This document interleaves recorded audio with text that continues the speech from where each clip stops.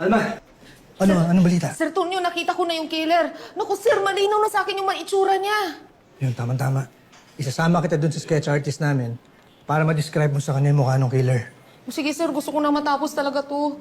Pero gusto ko malaman mo na hindi ko pa ito sinasabi sa boss ko na yung mga lead na sinusundan ko, yun ang galing sa'yo. Bakit? Dahil hindi sila maniniwala kapag sinabi mong galing sa manghuhula? Alma, alam ko malaki na naitulong mo sa kasong to.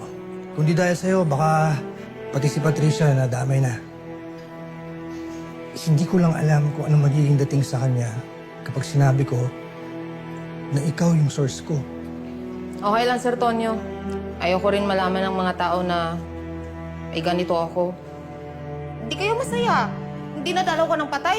Ay, ginoo ko. Alam mo, pagkatapos nito, magpapakabait na talaga ako. Titigil ko na tong racket na to at basta, alam kong hindi na. Mabuti naman, para matapos na rin to. Tara! Sir, kilala ko na kung sino yung killer. Si Mateo Ramos.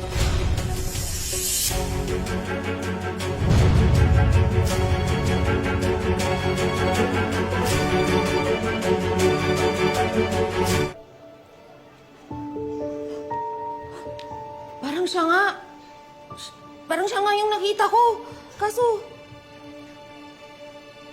hindi, kalbo yun eh. Oo, yung walang buhok. Teka, sandali. Ano? Kalbo? Oo. Kasi naubos na. Alma, Ano siya nga talaga? sigurado ka ito yung nakita mo? Sir! Siya yung nakita ko! Oo! Oo! Sigurado ka? Yes! Oo! Sigurado ako, sir! Siya yung nakita ko! Dali, paano nangyari yun? Sigurado ka? Yes! Kasi yan si Mateo Ramos. Wala siyang record sa pagpatay. Nakulong yan dahil sa pagnanakaw. Hindi pa siya nauuli sa pagpatay, sir. Pero meron tayong cold case dito na siya ang suspect. Nakausap ko yung nanay ni Mateo Ramos. At ang sabi niya, nung maliit pa daw si Mateo, minamaltrato siya ng tatay niya. At yung tatay niya na to, cheater, manloloko, manggagancho. Meron akong nabuong profile ng ISP killer, sir. Meron siya talagang tinatarget eh. Parehong-pareho. Cheater, abusive parent, manloloko, manggagancho. Ganon din. Pero bakit ba ding yung mga binibiktima niya? Dahil yung tatay na nananakit sa kanya, closet gay. Kaya siguro ganun din yung mga binibiktima niya. Nasabi mo na ba kay Chief lahat ng impormasyon na to? Hindi pa po, sir.